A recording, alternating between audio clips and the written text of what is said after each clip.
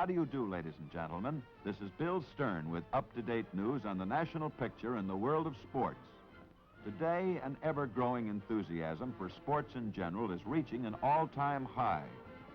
Surveys show that more than ever before, people are playing tennis and golf, going horseback riding, trap and skeet shooting, swimming, playing badminton, flying, hunting, skating, in fact, participating in all of the recreational sports. Of course, the surveys also point to the many very definite reasons for this tremendous national swing toward the enjoyment of the outdoor sports. First and most important, people just like to get outdoors where they can relax and have fun. Now, with the day's shorter working hours, they can do it. In fact, the Committee for Economic Development points out that the 79% of the country's population employed in commerce and industry will now have at least 2 and possibly 3 days a week to devote to recreation. Then, too, the added millions of Americans who were expertly trained by the armed forces and taught the proper use of firearms were given an entirely new appreciation of the value of outdoor recreation. The federal and state governments are promoting additional state and national parks, wildlife restoration projects, camping grounds, playgrounds, and beaches, not only to help combat juvenile delinquency, but to build the physical and mental health of the nation. And two, through the efforts of the nation's sportsmen, coordinated under the United States Fish and Wildlife Service Program and state conservation departments, the supply of fish and game has been greatly increased. Both the automotive and transportation industry are spending millions of dollars promoting travel to America's outdoor playgrounds from coast to coast. They, too, are getting in on the national swing to sports. Naturally, the sports enthusiasts are looking to the retailers of their community not only for sports equipment, but, and this is equally important, they're looking for expert guidance in the selection of that equipment. The demand for competent, experienced guidance in buying sporting goods has literally created a brand new profession for athletes and sports lovers in every city and town in the country. These men are both good salesmen and good sportsmen. This new type of sporting goods salesman is usually an authority on at least 2 or 3 sports and has had some experience in almost all of them. He's able to speak the language of the customer. The modern hardware merchants are hiring these young sportsmen, training them in the fundamentals of salesmanship and merchandising, then putting them in charge of the sports department of the store. And the results? They're more than satisfactory because this salesman inspires confidence in his customers. He's not a novice. He's an experienced sportsman, and he knows what he's talking about. For example, listen. So you're going fishing with your dad, eh? Yep. Dad's gonna show me how to get the big ones. I figure it's time for him to learn. Fine. You're in for a lot of fun. I was out over the weekend, and the big ones were sure hitting the surface baits. Oh, boy. All day? No, that was just in the early morning and late evening. During the day, I had better luck trolling. They run that way, all right. Now, here's a rod that's balanced just about right for a boy. Not too light, yet light enough to get a thrill whenever the little ones strike. This feels just about right. Oh, you can be really proud of that rod. It's got a safe and comfortable grip and a snappy whip, too.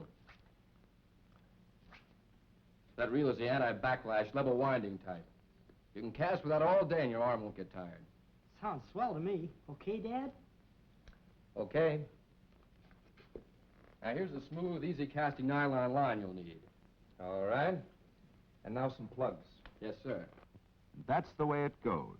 The selling sportsman, this new type of salesman, inspires buying confidence in the novice as well as the old-timers. He not only speaks the language, but he speaks it with authority and shows genuine interest. And that, as far as the customers are concerned, is even more important than price. That's why they keep coming back. The salesman who's star material, who wants to be up with the champs, keeps on his toes and up to date. He gets plenty of dope from the literature prepared especially to help retail salesmen by the manufacturers of sports equipment, so he can properly explain and demonstrate all the specific features in the merchandise he sells.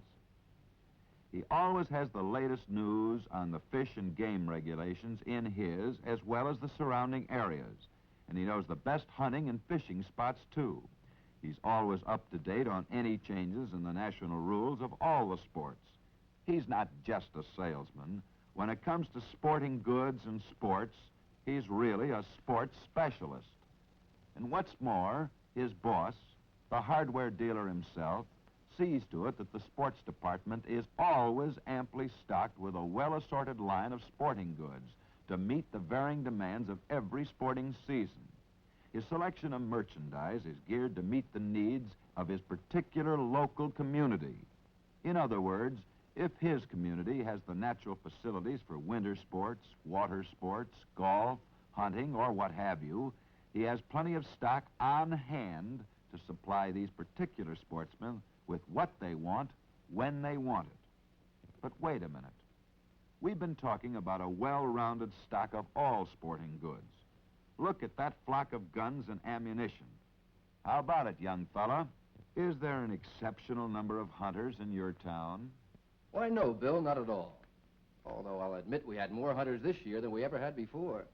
But that's true all over the country. I guess we're just about average. Then why all the guns? Did the boss just go overboard on his supply of guns and ammunition? Gosh, no. This stock is just about right. It's a complete line. 22 centerfire rifles and shotguns. And plenty of ammunition to fit them all. No, we're not overboard. We've just got the works. People are funny when it comes to buying guns. They have a pretty good idea of what they want before they even come in. The boss and I found out that if we were going to gain any ground in the sporting goods business, it meant, first of all, a complete line of guns and ammunition. What do you mean, first of all? For a very definite reason. For instance, our jobber salesman and I were talking about a chart on that same subject. It appeared in the Retail Merchandisers Club Bulletin. Here it is. These figures are for total volume sold. Golf goods, almost 13%. Baseball, about 5%. But guns and ammunition, 39% of the total volume. And with another 13% for fishing equipment, that leaves about 30% for all the rest. You see, there's never been a time when so many people have been acquainted with firearms. There's a tremendous interest in guns and ammunition. Then, too, guns have a swell attention-getting value. The sale of a gun is usually the forerunner of the sale of several other items. There, Bill, does that answer your question on why the boss wants us to carry a complete line of guns and ammunition? It sure does, and thanks. Guess there's a lot to it. You have to know about advertising window display, store promotion, and even where to put the sports department in the store. Of course, that's the part of the business I'm still learning. The boss is the real expert on that stuff. He was in the hardware business before I was born. How about it, Mr. Hardware Merchant? Will you give us some of the angles on layout and display from your standpoint? Well, I'll tell you, Mr. Stern. I've been in this business a good many years. There are a lot of principles and facts that I've had to learn the hard way. Then, much of what I know, I've learned from my contacts with the representatives of the Retail Hardware Association, reading the trade publications, salesmen, and even my competitors. Now, you mentioned the subject of display. As far as I'm concerned, display begins with the store itself, the impression it creates. I'm even considering a new storefront, as modern as this. Then if I want people to come in and keep coming back, because that means profit for me, the store has to be attractive as a unit. So I try to keep it well lighted and have the fixtures modern. Then I try to make it easy for customers to shop around. So my departments are located and the displays set up according to demand and fast-selling items. I try to get the fullest use of my floor space with lots of shopping islands. Yet there's plenty of aisle space, too. But I'm forgetting. Your special interest is in our sports department. Well, seems like most everybody's is these days. That's why I decided to have the best. The leading sports department in town. It's a traffic builder. And what's more, I've got it right up front, well exposed to all the store traffic. When people come in my store, they not only see the sports department, they're in it. And that's exactly what we want. Nowadays, with everybody spending more and more money for recreation, Well, naturally, I want to make it easy for them to spend it in my store. Like every other retail merchant, I learned a long time ago that attractive displays can account for over 50% of the store's sales. As you can see, my fixtures and shopping islands are the latest types. They get the merchandise out in the open, where it can be seen. These 5x10 islands were especially recommended by my association representative. I think they're ideal for displaying seasonal items, and they sell the merchandise with a minimum of handling.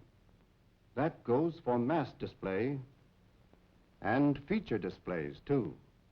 I try to keep up to date on everything, especially on displays and latest fixtures. The kind that encourage people to sell themselves, because they can both see and handle the goods. That open rack for guns is a swell example of what I mean. It's not only good looking, but it's an attractive display, too. However, the main thing is it lets the shooters know that I carry a full line of every popular type. It says, here's the place to buy your guns and ammunition. Say, I'd better go to work. Looks like we're getting busy over there. There are some very logical reasons for the steady increase in the sports department business. And one of the most important reasons is the new type sporting goods salesman we've been talking about. This man realizes that the success of the department means money in his pocket. Naturally, then, he's always on his toes, taking advantage of every opportunity to build business and profits in his department, every idea to promote sales and bring in customers.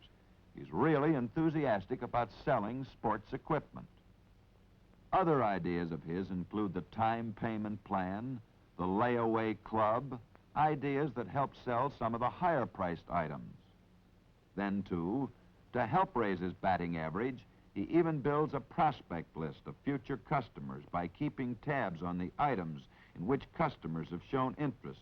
In addition to this, whenever possible, he gets a record of the sportsmen to whom hunting and fishing licenses have been issued in his area. This gives him a sales promotion mailing list that just can't be topped in any league.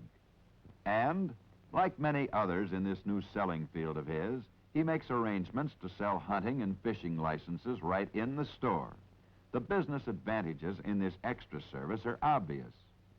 Speaking of extra service as a goodwill as well as traffic builder in the store, the Sportsman's Bulletin Board is really a champ. The bulletin board is another little extra service that means a lot to the sportsmen who come in the store. It carries the latest information on the state and federal game regulations, as well as announcements concerning local sporting events.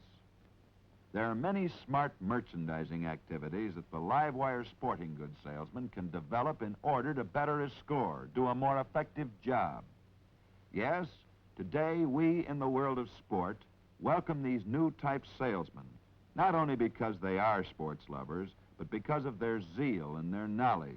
They're doing so much to aid and advance the national swing towards outdoor life, to do their share in the task of building the mental and physical health of the nation. So best of luck to the selling sportsman, the merchant professional in the new age of sport. And now, a man you know and a man who knows you, Mr. Rivers Peterson, Managing Director of the National Retail Hardware Association.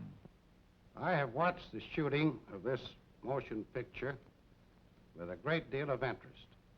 It shows a merchandise arrangement that is pretty close to ideal for the successful operation of a sports department in a retail hardware store. Perhaps all of you cannot have such an ideal arrangement. Nevertheless, each can keep his sights high and aim for this ideal. That is the course which assures the best results. People buy with confidence from someone they consider an authority.